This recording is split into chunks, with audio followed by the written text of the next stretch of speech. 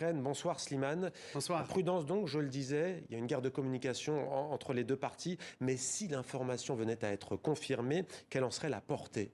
Alors, elle n'aurait aucune portée sur le déroulement global du conflit.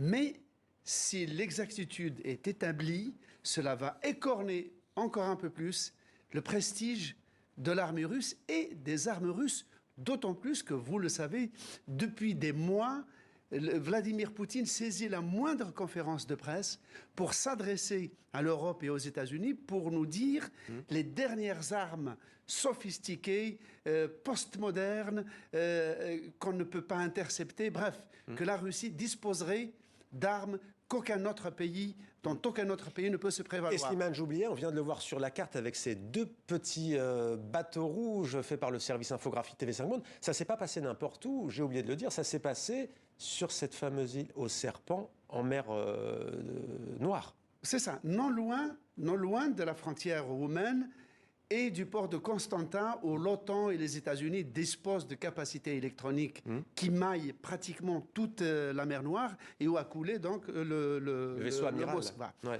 Cela dit, le prestige de l'armée russe, il est écorné pour très longtemps. Néanmoins, les Russes annoncent aujourd'hui avoir détruit 2 douzaines de drones ukrainiens, d'avoir attaqué une trentaine de postes militaires.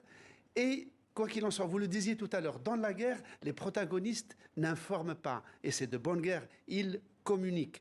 Et cela dit, il nous reste, nous, journalistes, beaucoup de zones d'ombre. Par exemple, la Russie continue de fournir du gaz à l'Ukraine alors qu'elle l'a interrompu pour la Pologne et pour la Bulgarie.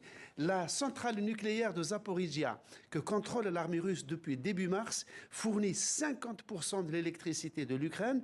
Les Russes la contrôlent entièrement au point d'organiser un voyage de presse. Mais ils n'interrompent pas la fourniture d'électricité qui permet, par exemple, au chemin de fer ukrainien de transporter les armes que les Occidentaux livrent à l'Ukraine. Merci beaucoup Slimane.